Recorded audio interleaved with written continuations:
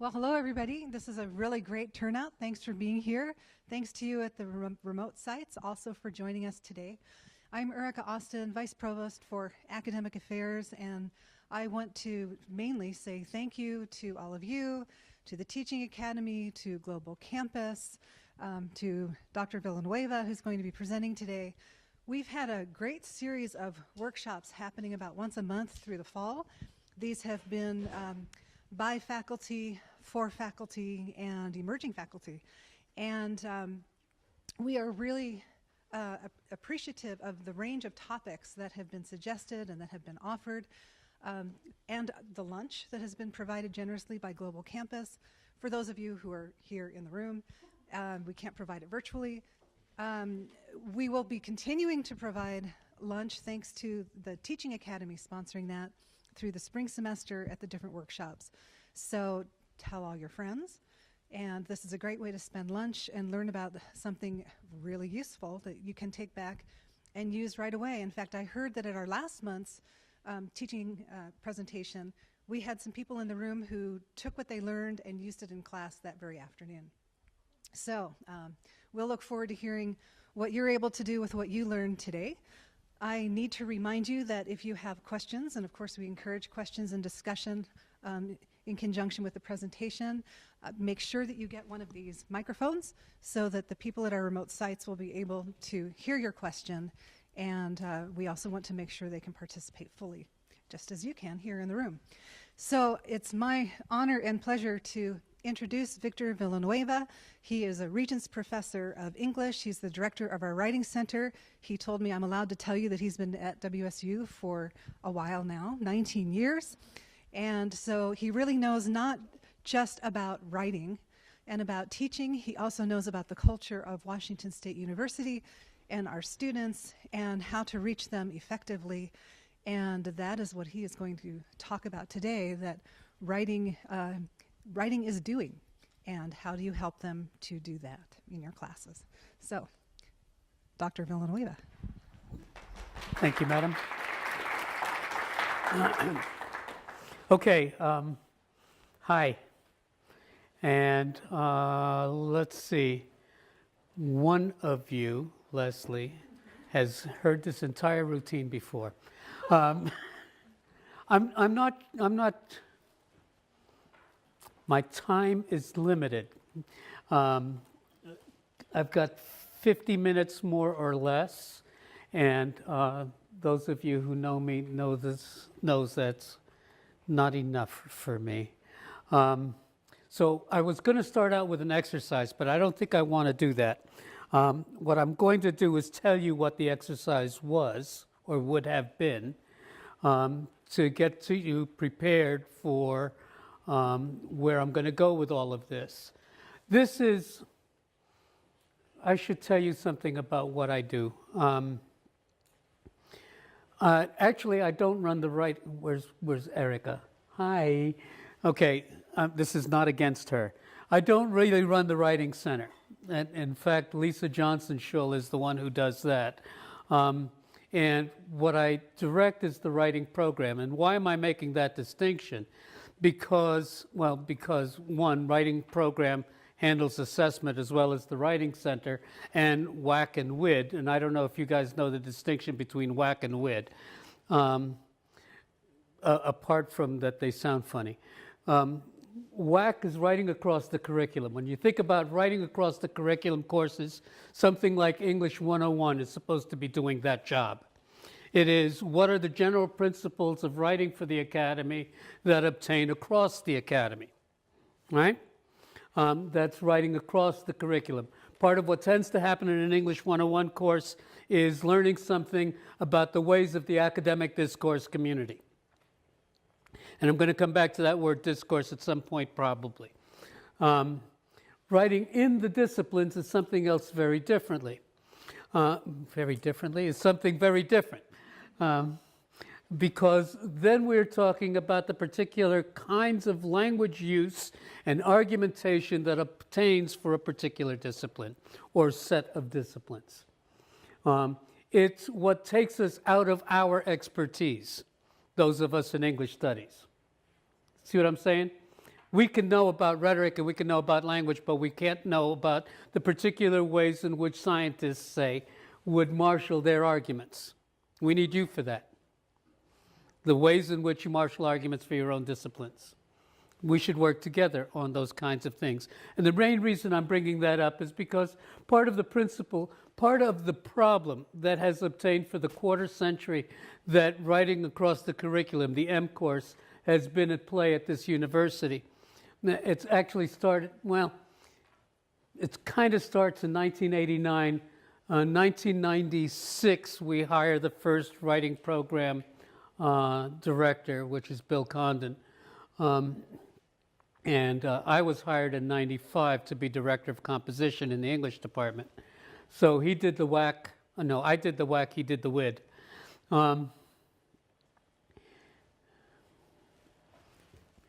Part of what happens, part of the reason why I'm bringing this up is that part of the grumbling that often occurs in M courses is the idea that you're being asked to do our job. And actually, we're asking you to do a part of what is already a part of your job. There is no discipline in which writing isn't a part of what you do. You have to publish. You have to do grants proposals. All kinds of writing is a part of what you do, but you think of it as transparent when it doesn't quite operate that way. So what we're asking you to do is a part of what you do, but there is an expertise we can bring to bear. I started to say something about what it is that I do. There is a funny thing that's happened historically where I have to think, do I want to get into this? And I will. Here's what happens historically. Historically, at Harvard University, which tends to dictate, if we talk about what dictates curricula throughout this country, it's Harvard, Yale, and Ann Arbor, Michigan. And when it comes to writing. Why Ann Arbor, I don't know. But nevertheless, Ann Arbor is the other, which is, by the way, where Bill Condon came from when he came here. For many years, Harvard had an endowed chair that was called the Boylston Professor of Rhetoric. The Boylston Professor of Rhetoric, that included John Quincy Adams, included Henry Adams, some big names. In the early 20th century, or late 19th, the Boylston Professor of Rhetoric changed his title to something he thought was more important. And he changed his title to the Boylston Professor of English Literature. But then he saw that there were these students that weren't quite prepared to do the writing he thought they should be doing for literature. And so he gave the job to his teaching assistant, which is the precedent that is with us to this day of having teaching assistants teach comp, which has its problems because it assumes a kind of amateurism that if you can write, you can teach writing, and that isn't always the case. Nevertheless, the Boylston Professor of English Literature created a series of English courses at Harvard. Students who looked like they could do really well would do English A. Students who couldn't quite come up to that would do English B, all the way down to English D, which correlated with the supposition of the grade that the student would get. And for those of you who know some poetry, think about Langston Hughes. Langston Hughes, probably the greatest of all American poets, was relegated to English B, which he wrote a poem about because he was a black student at Harvard at that time. Composition then, in the 1960s, because of some work that was coming out of Jerome Bruner in cognitive sciences, some work that was coming out of Vygotsky, Voloshinov, there was a lot of folks who are starting to argue what I'm going to get to in a second, which is this idea that how we come to know that language is epistemological. Right? Now, composition starts to take off. That's the one thing that happens. The other thing that happens is that there's a conference at Dartmouth between professors of English and teachers of English in America and teachers of English in England, and we come to realize that they were doing things very different from what was going on here. So composition starts to take off on its own. But composition, as I said, started out as some sort of menial labor that amateurs could do. And that attitude isn't completely gone when you look at the amount of non-tenure track faculty that are hired to teach writing. So what composition had to do was attach itself to something that would legitimate it more and that would not be British literature. And what it did was it attached itself to rhetoric, which is technically, and there's a reason why I say technically, which we can get back to or not, 2,500 years old, beginning with Corax of Syracuse. So what is it that I do? There's this funny thing that we call a single discipline, rhetoric and composition. Composition itself is less than 100 years old. Rhetoric is 2,500 years old. I am mainly a rhetorician, but that's much of what my work has been, but deeply tied to rhetoric's influence on the teaching of writing. Composition for me, even though it's a noun, acts as a verb. It is the doing, and rhetoric is also. All right, so now if this were going to be, if you guys weren't chomping on pizza, and if it weren't faculty, and if I wasn't so limited on time, this is what I would ask you to do. But here's so that you know what the exercise is. I would ask you to write a word, any word, and put it on the top left-hand corner of your page. All right, you with me? Then I would ask you to write its opposite on the right. This gets very interesting disciplinarily, by the way, because I would give an example and I would say, like red and blue. And I had some student tell me that red and blue are not opposites. Well, how about red and green? No, they're not opposites either. Well, two words came out of my mouth after that. We'll leave it to your imagination. And then I said a word and its opposite. Right?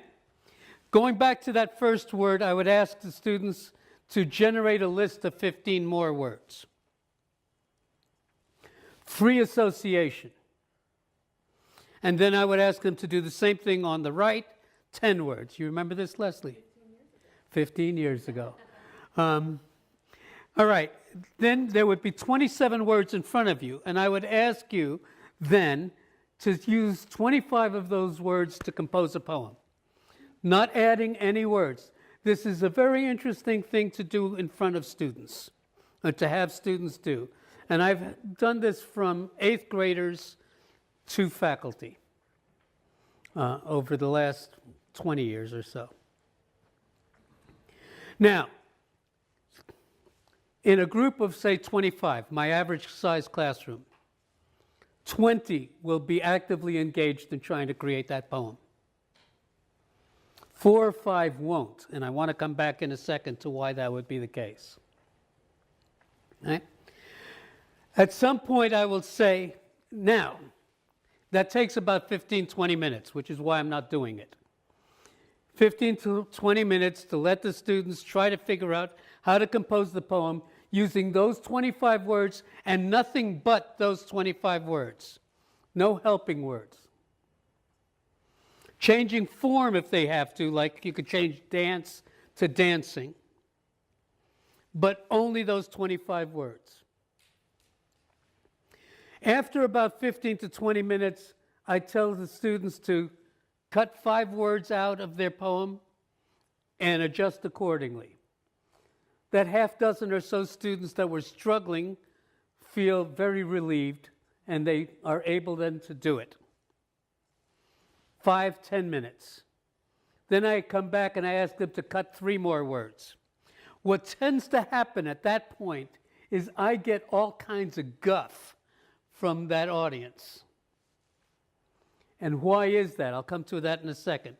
After they're finished, I'll ask them to read their poems aloud. And there's always something that can be found about what the student was thinking. In one evening class, for instance, someone wrote about wasting time. And I knew that that was somebody who really didn't want to be there. And we could talk about it.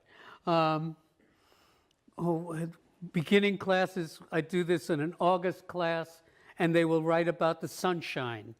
Another instance of not wanting to be here. But we can get at some of what they're thinking. So what's the point in that exercise? Well, the first point in that is something about how writing happens. This is a very artificial way of getting at something we can call the writing process. Now, in composition studies, in the writing end of things, there is a lot of discussion about whether there is such a thing as a writing process. No, it is like any good theory, an oversimplification.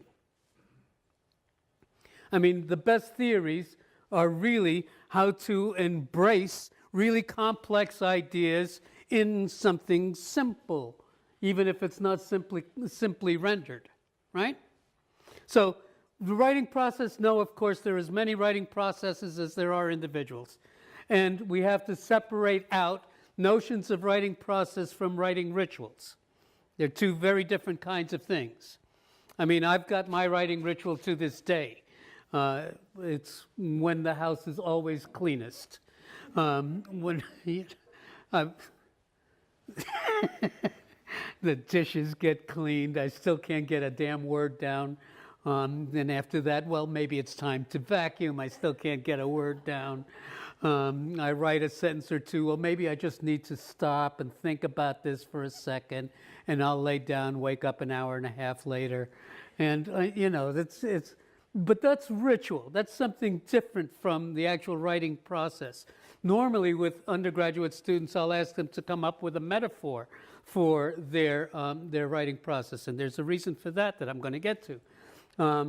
And I always give them the example of my metaphor. I have a very hard time getting started writing, but once I get started writing, there is no stopping me. And it's been very successful for me. At this point, we're one of the book disciplines, English, foreign languages, philosophy, history are the book disciplines. So our worth is counted in books because nobody's going to grant us a penny. And at this stage in my career, I've got about 50 articles. And it always, there's some scientists here. I look at scientists' CVs, and they have 200, 300 articles. But they're not the same thing as our articles, trust me. So I've done okay. But my process, I tell the students, is constipation and flow. I mean, it's a crappy metaphor, but it works. I earned that groan. I have a very hard time getting started. Once I get started, I'm going. And it used to be when I was an undergraduate, like so many students would say, I write best under pressure. And that's not true. You don't write best under pressure. What happens is you write when there's pressure. And that's a very big difference. The best writing includes a lot of revising. So with this process, what did I have students do? First, I had them do a free generation of ideas. That's how writing starts. You start writing by writing. Free generation of ideas. And then I had them compose. Think about that word, compose. Compose only means putting this with that. Think of compost, for instance, this with that. So they put this with that. Then I had them do a decidedly artificial version of revision. In this case, just cutting things out. What we don't do, because it's impossible with this kind of a poem, is editing, which is different from revision. Very significant. A very significant difference. What we do here in the Writing Center is try to work students through mainly revision, not editing. We're not a comma garage. We're not a place where you come in, we punch out your commas, and the paper is all good. You know? Now, once we get this thing installed, this, what's it called? This software package that's going to... Huh? No, it isn't. Authenticate isn't the one we're using. Turnitin is the one we're using. Yeah, once we get Turnitin in, it has a pedagogical function. I mean, it can be used as a simple gotcha mechanism to catch students cheating, which is really a problem because not all cultures recognize it, and we're not very good at teaching those cultures that don't understand what we're about with plagiarism. And some cultures even believe that the idea of intellectual property is itself wrong, as in morally and ethically wrong. But we just assume that it is perfectly correct. So this idea of plagiarism, it's a complicated subject. I know. She already warned me she'd be walking out, that I'm not to be offended. Damn. All right. But the other thing that's going to happen with Turnitin is that it has an editing function. Because editing, I mean, it's still not going to be right. And if you're an actually proficient writer, you're going to mess around with your editing, not just follow rules. But the editing function can be handled. What we deal with mainly is revision. So it's an artificial revision process. And then finally, the students are asked to publish. This is a thing that you have to understand. I'm sorry, you don't have to understand. Here's something I want you to know. All of you as professionals have to publish. You have a very clear idea of what that means. Out to a journal, blind reviewed, external reviews, corrections, revise and resubmit if you're lucky. And you learn something from the revision process and you send it out again. But that word publish only means go public. The minute it comes off of your desk and onto someone else's eyes and mind, it is now published. Psychologically, for students, this is a very big thing, to recognize that every time they turn in their papers to their peers or to us, they are publishing. They have gone public. One of the hardest things to teach students is revision. One of the problems we have with the M course right now is that we mandate multiple drafts. And what we were trying to do with that is to institute a revision process. But revision isn't quite that simple, and we'll have to deal with this over time. So, that is the writing process. But what's more important to me, and what is important and what I want to get through to you, is that part of what ends up happening is that what is going on in students' minds becomes manifest on a page. And that there is nothing that we can do that doesn't include language. Let me do this thing. Try to get, and I'll do a couple of other things too.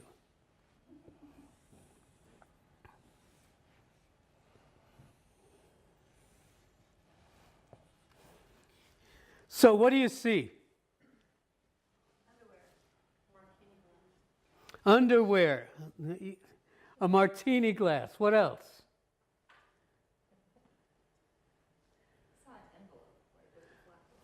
A message type envelope, yeah. Anything else? I mean, look, I'll tell you something about this thing. That's supposed to be closed. That's supposed to be a circle. I have done this diagram in Korea with GIs. What they tended to see, first and foremost, everybody sees the martini. When I've done this at a late night class, they've seen only the martini. When I did this with the GIs, they saw two things. One, the crotch shot, the idea of underwear. And in fact, I had a student, an adult student in a class, complain to my chair that I was drawing dirty pictures in class. She kind of missed my point, but that's okay. I showed him what the picture was, and he told me he thought I could do better than that. In Korea, they saw the crotch shot, and they saw what we call the kimchi cabinet. The kimchi cabinet was a drawer for an amp and two doors to put in speakers. Can you see it? In the Bible Belt, I spent a year teaching in Auburn. I got Christ ascending. Can you see it with the cloak, arms outspread, rising up? Interesting, isn't it? I taught in Flagstaff, Arizona for about 8 years. The Hopi students always saw sunrise over a mesa. In Kansas City, Missouri, and only in Kansas City, Missouri, I got a shirt pocket. Western type shirts with the flap and the button. What's my point in all of this? We make sense of our experiences by way of language. I mean, doesn't matter what if I talk about what rhetoric is the art of persuasion. But when are we not involved in rhetoric? When have the wonders of science, how could they have been accomplished if we couldn't communicate with each other? If we couldn't persuade a group to join together to undergo a particular enterprise, to ask a certain question, to address a question in a certain way? How we make sense of... Look, no experience is ever repeated. No experience is ever repeated. No experience is ever repeated. Now, I love watching the people's faces when I do this thing. What happens the first time? I say it and you say, heavy, Socrates. Yeah, I get this shit. Because it actually is a Socratic thing about stepping into the same stream twice. No one steps into the same stream twice. It's the same idea. But what happened the second time? Well, the second time, it was not the same experience that you had the first time. Second time I said it, you had to think about it differently. The third time I said it, it was completely different in how you had to think about it, because now you're starting to think about what the hell I'm up to. Right? The experience wasn't repeated. Time had passed. No way I have exactly the same timbre in my voice. The experience was never repeated. No experience is ever repeated. Or put that aside for a second. And think about clocks. I hate clocks. Think about... we are told... Any anthropologists here? Good. We are told that, well, for many years, there was a lot of discussion about how many words for snow the Inuit had. 58, 60. I think now it's down to 38. And it was really interesting to me that nobody ever asked the Inuit. We were going to observe. But, all right? Well, why is that? Well, there's a couple of reasons. One is that they do portmanteaus. They kind of like German, they add, their words add all the modifiers to the word. So that a word changes as you change the modifiers. So it's not... So they are unique words, but there's still a base word that's still the same. But the other reason is that snow is a very special kind of experience in an environment like Alaska. You see what I'm saying? I mean, for us, it's just a nuisance or pretty. Or if you're into the sport, something to look forward to. But it isn't a part of our daily being. Just isn't. Here's another example. Our ear follicles move to the sound of dog whistles. That is, we have the capacity to hear dog whistles. We don't, but it isn't by lack of capacity, potentially. Or you spend the night writing all night long, doing nothing but drinking coffee. Used to be drinking coffee and smoking cigarettes, but most folks don't anymore. I saw a physician 2 weeks ago smoking a cigarette. I couldn't believe it. Oh my God. Can you trust this guy?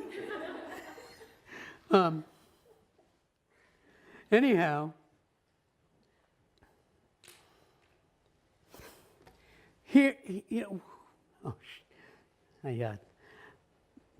which James brother is it? Henry, English folks too. Henry James, one James was a psychologist and the other one was a writer, and I forget. Henry's the writer, William's the psychologist and the better writer. It was, thank you. William James once said that if it weren't for language, we'd be left in a mass buzzing of confusion. And what is he getting at? It was the psychologist who said that. So what's he getting at? Our senses are capable of all kinds of things. Spend a night on nothing but coffee, and the next morning, you got funny things going on. These little things at the corner of your eye that aren't there. Or if you stare at the wall, it starts to bubble on you. Well, what's going on here? It is, I can't say that it is. One theory is that the breaking down of mechanisms that maintain our sanity has taken place because of the fatigue, and we actually see molecular movement. I mean, there is no such thing as solid. We know that from our undergraduate classes.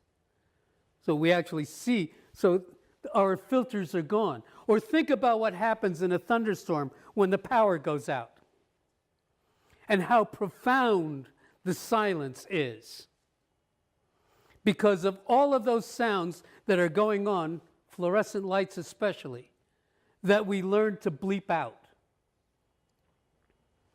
Or think about what you're doing when you're driving a car. Think about a stick shift. You got the radio on, you're changing gears, you got 2 feet working, you're looking all around as far as peripheral vision will allow, plus the rear view mirror. All at the same time. How much filtering is going on? How much filtering and sorting is going on? And every once in a while it breaks down, and that's a fender bender. But for the most part, we do this successfully. Plus looking at your speedometer and the like. Ever had the lights go out on your speedometer panel? Suddenly you can't drive. You're in a constant panic, especially when you see a police car. Oh my God. Mm-hmm. Here's what I'm getting at. Here's another one. Baseball. Well, let me get to that. Let me do this. Let me come back to what I'm getting at. What I'm getting at is this. No experience is ever repeated. Right? And our senses are capable of doing a lot more than we give our senses credit for. In fact, it's our scientific convenience to argue about 5 senses when we know it's all synesthetic. You know that our senses bleed into one another. I mean, somebody says, wow, that tastes like shit. How do you know? I mean, if you might know it empirically, but I don't want to know. My guess is that what we're talking about are senses bleeding into one another, knowing something about how a smell suggests a taste. And look at little children who will not eat ugly food. And they will not, however they perceive ugly to be. And that's this whole notion of the ways in which our senses are this mass buzzing of confusion, except that we give it order. No experience is ever repeated. We know more than we allow ourselves to know sensorially. So how do we make sense of the world? Well, for us as beings, we make sense of the world with this heightened stereoscopic hearing, stereoscopic vision, the ability to see colors. We are phenomenally given to all kinds of sense experiences. We make sense of the world by saying, maybe no experience is ever repeated, but this experience is very much like that experience, and we give it a term. It's all analogy. Baseball. Tell me that 2 home runs are identical. Impossible. Different batter, different speed velocity for the ball, different hit, different trajectory. But we say that within these guidelines, this experience is very much like that experience, and we give it a word. Really 2 words, but we spell it as one. Home run. Very interesting game, baseball. Boring to watch, but I like the concept of it, of, going home. Some errors along the way, going home, as opposed to football, taking over somebody else's territory. I mean, haven't we had enough of that? Nevertheless, how we make a sense of our experiences in this world is by way of analogy. It's all metaphor. These are the metaphors we live by, which is the title of a book by Lakoff and Johnson. What we have here are a few geometric shapes, nothing more, that we have names for even. Rectangular, circle, triangle, trapezoid. Yeah? Even those we have. Any experience, the minute you have this experience, the first thing, now we have experiences that are outside of language, Lord knows. But in order to make sense of any experience, we find the language, or try to. Think about love. What the hell is that experience anyway? That's a complicated, funny one. And so how many hundreds of thousands of words have been composed to try to make sense of that experience? It's what we do. We are epistemologically driven by language, and I tell this to even 100-level students. That is, how we come to know, how we make sense of our experience in the world is by way of language. Now, might even be ontological, might even be what separates us from all other creatures. And I'm not saying language, I'm saying what we do with language. We know other creatures have language.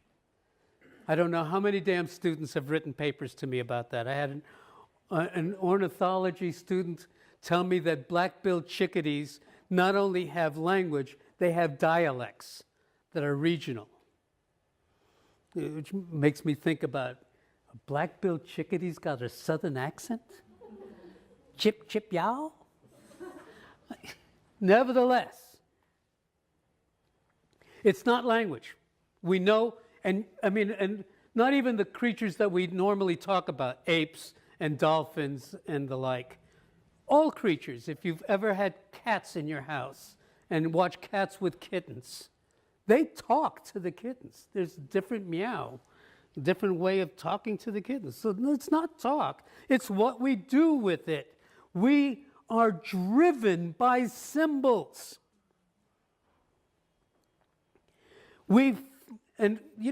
Our basic symbol system is language. It's biologically transmitted. If we can't talk, we will find some other way. Sign language.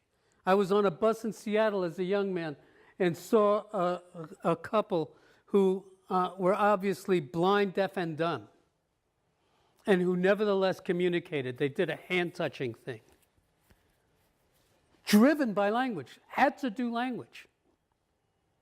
They had to do, it's in us. It's what we do, inert. But look at how driven, so that's a basic symbol system, and from that we do all other kinds of symbols. Clothes, symbol for fat and hair. Glasses. I now have lenses behind my eyes because I had cataract surgery. It's so strange. I got asthma, so I keep thinking, when are they going to do this with lungs? Wouldn't that be so cool? The bionic man? Shit. Anyhow, glasses, symbols of life. Obsessed by flight.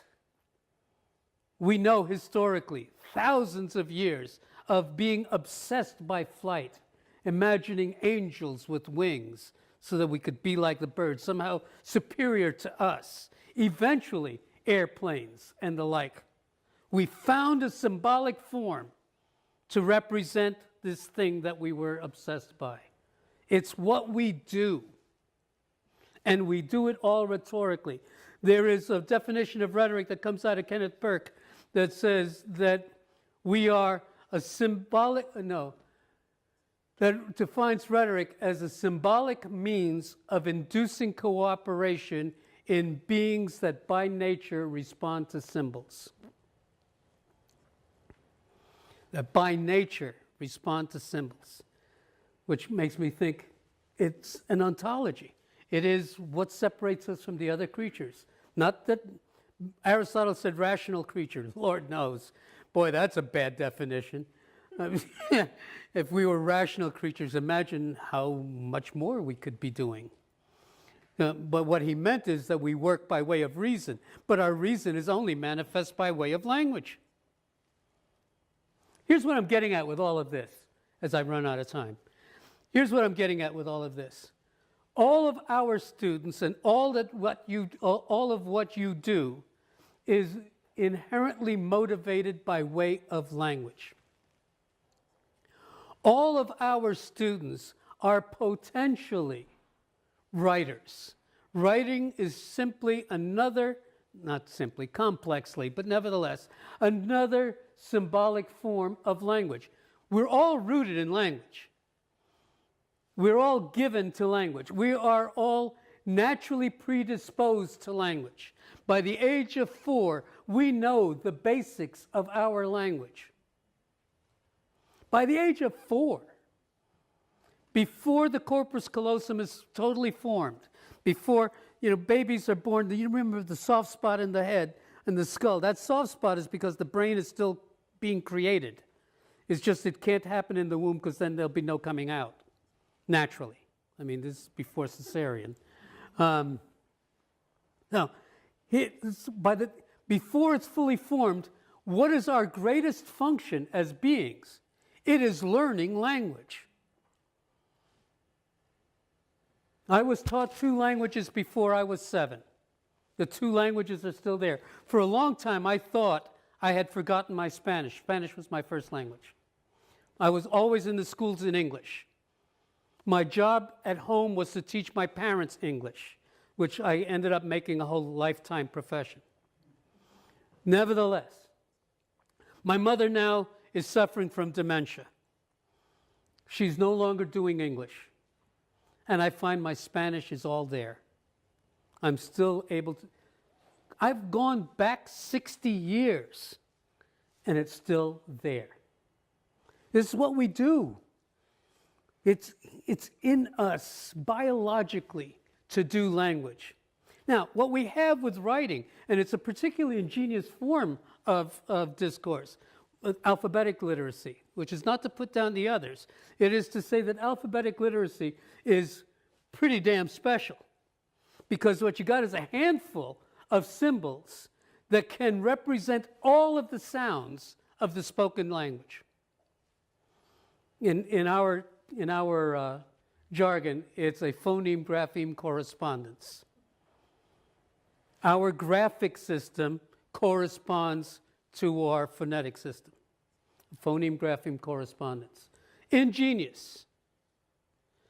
You master 30 symbols, and you can somehow do all. Now, the other language systems, written discourse systems, are also ingenious, but in other ways. I'm thinking about ideographic and other kinds of symbol systems. Although, well, and let's not get into all of that. Our students, when students say they don't know what to write, what they are saying is they don't know what you want them to write. Those students, that half dozen or so students that refuse to take part in the exercise that I started out with, it is because of something that's happened to them in their education. The greatest cause of writer's block is a perception of language, of written discourse, as sets of inflexible rules, rigid rules and inflexible plans. It comes from a guy named Mike Rose. Rigid rules and inflexible plans. They don't know what I'm after, and they don't know the rules for writing a poem with 25 words and no helping words at all. They are blocked for that reason. What you can do in any M course, in any course, is become clear for yourself that everything that you do involves some form of language, and any discipline and any faculty in any discipline is perforce given to writing. What are the rules, loosely conceived, that obtain for the writing for your discipline? You are language people, all of y'all are, because you are people. You are writing people, all of you all are, because you're professionals in a profession that requires writing, all of you. You have an expertise, something about the writing that happens in your discipline. And all of your students are potentially writers. If we think about writing as opposed to correctness, and this correctness thing is very messy anyway. I still cannot split infinitives. My students don't even know what infinitives are. Do you know what I'm talking about when I say split infinitives? Huh? To boldly go. Yeah, Gene Roddenberry, single-handedly responsible for the doing away of that rule. Yeah, the split infinitive, which is a very interesting rule, because that rule came into place when Latin was the language everyone spoke. And in Latin, like in almost all Romance languages, the infinitive is a single word, bailar, to dance. The minute we translate it, we have two in a word. And so the rule was put into place that said you cannot split it, because we're going to treat it as one word, as if English were Latin, except English isn't Latin, English is English. The one that really gets me is two negatives imply a positive. Have you guys all heard that rule? Do you ever realize how nonsensical that rule is? If I said, ain't no way, you're not saying, oh, I'm glad you're agreeing. Bullshit. Two negatives never implied a positive in language. It's a mathematical function. 18th century, the British decided that geometry would be the big rule, whereas France decided that language would be. And geometrically, -2 plus -2 equals -4. It's a positive in function. -2 times -2 equals +4. It's a positive in function. Mathematically, two negatives imply a positive. Linguistically, no way. Ain't no way. Ain't no way, no how. The more negatives you put in, the more emphasis that this is negative. Yeah? All right. I saw you walking around. I'm being told that it's almost 1 o'clock, and I'm being told behind me too. Here's what I'm getting at. There is an expertise that obtains in the writing program. It is something about how academic discourse looks in a writing across the curriculum mentality. What is the discourse. And what a discourse means is it's more than the jargon, is the ways in which language is used within a community. Right? That's different from rhetoric. Rhetoric is the umbrella term. So rhetoric is the art of persuasion. But how that persuading gets done is different based on different cultures and different languages and different disciplines and different communities. So you know your expertise is the discourse of your community.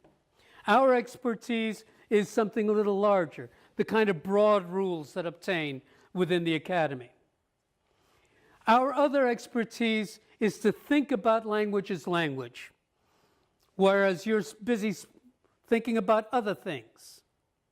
Together, the writing program and you can work to create a writing in the disciplines course that will work for you. Your students can do it. You're not being asked to do anything extra.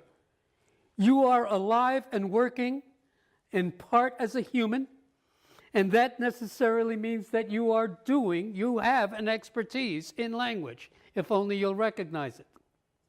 And your students do too. What we would do then is work together to think about how to do this more effectively, not necessarily efficiently. There is no efficiency to writing, but more effectively.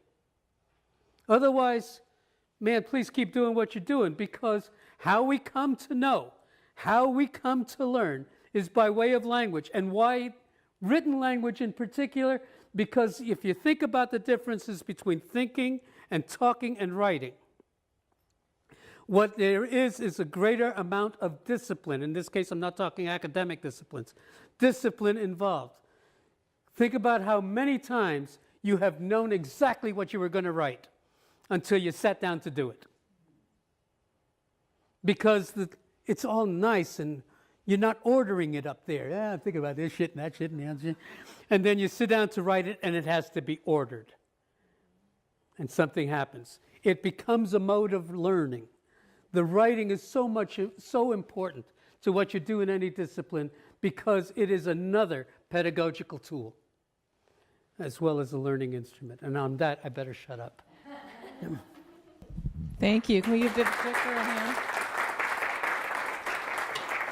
I got to erase the dirty picture. You probably should. That was very interesting. For those of you who don't know me, I'm Rebecca Vandevoort, Associate Director of the Global Campus. I do want to thank my Global Campus staff for their time in helping facilitate this workshop and get the pizza in and all that stuff. And I wanted to let you know we plan to have 4 more of these in the spring. I think Erica mentioned that, but upcoming topics are academic integrity, assessment, teaching first-generation students, and I don't remember the 4th one. But we'll be sending out announcements starting in January. I will actually put together a spring schedule, so instead of just hearing about them one at a time, we'll put together the spring schedule.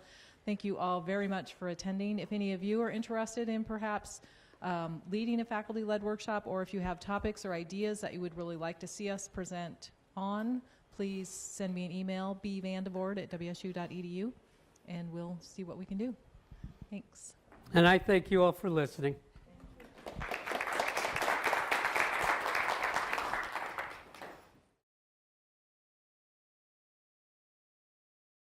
Don't really run the Writing Center. And in fact, Lisa Johnson-Schull is the one who does that. And what I direct is the writing program. And why am I making that distinction? Because one, writing program handles assessment as well as the Writing Center, and WAC and WID. And I don't know if you guys know the distinction between WAC and WID, apart from that they sound funny. WAC is writing across the curriculum. When you think about writing across the curriculum courses, something like English 101 is supposed to be doing that job. It is, what are the general principles of writing for the academy that obtain across the academy, right? That's writing across the curriculum. Part of what tends to happen in an English 101 course is learning something about the ways of the academic discourse community. And I'm going to come back to that word discourse at some point probably. Writing in the disciplines is something else very differently. very differently, is something very different. Because then we're talking about the particular kinds of language use and argumentation that obtains for a particular discipline or set of disciplines. It's what takes us out of our expertise, those of us in English studies. See what I'm saying? We can know about rhetoric and we can know about language, but we can't know about the particular ways in which scientists, say, would marshal their arguments. We need you for that. The ways in which you marshal arguments for your own disciplines. We should work together on those kinds of things. And the main reason I'm bringing that up is because part of the principle, part of the problem that has obtained for the quarter century that writing across the curriculum, the M course, has been at play at this university. It's actually started, well, it kind of starts in 1989. 1996, we hire the first writing program director, which is Bill Condon. And I was hired in 95 to be director of composition in the English department. So he did the whack, I did the whack, he did the WID. Well, hello, everybody. This is a really great turnout. Thanks for being here. Thanks to you at the remote sites also for joining us today. I'm Erica Austin, Vice Provost for Academic Affairs, and I want to mainly say thank you to all of you, to the Teaching Academy, to Global Campus, to Dr. Villanueva, who's going to be presenting today. We've had a great series of workshops happening about once a month through the fall. These have been by faculty, for faculty, and emerging faculty. And we are really appreciative of the range of topics that have been suggested and that have been offered, and the lunch that has been provided generously by Global Campus. For those of you who are here in the room, we can't provide it virtually. We will be continuing to provide lunch thanks to the Teaching Academy sponsoring that through the spring semester at the different workshops. So tell all your friends. And this is a great way to spend lunch and learn about something really useful that you can take back and use right away. In fact, I heard that at our Dr. Villanueva. Thank you, madam. Okay, hi. And let's see. One of you, Leslie, has heard this entire routine before. I'm not, my time is limited. I've got 50 minutes more or less, and those of you who know me knows that's not enough for me. So I was going to start out with an exercise, but I don't think I want to do that. What I'm going to do is tell you what the exercise was or would have been, to get you prepared for where I'm going to go with all of this. This is, I should tell you something about what I do. Actually, I don't run the right, where's Erica? Hi. Okay, this is not against her. Last month's teaching presentation, we had some people in the room who took what they learned and used it in class that very afternoon. So we'll look forward to hearing what you're able to do with what you learned today. I need to remind you that if you have questions, and of course we encourage questions and discussion in conjunction with the presentation, make sure that you get one of these microphones so that the people at our remote sites will be able to hear your question, and we also want to make sure they can participate fully, just as you can here in the room.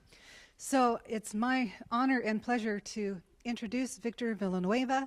He is a Regents professor of English. He's the director of our writing center. He told me I'm allowed to tell you that he's been at WSU for a while now, 19 years. And so he really knows not just about writing and about teaching, he also knows about the culture of Washington State University and our students and how to reach them effectively. And that is what he is going to talk about today, that writing is doing, and how do you help them to do that in your classes. So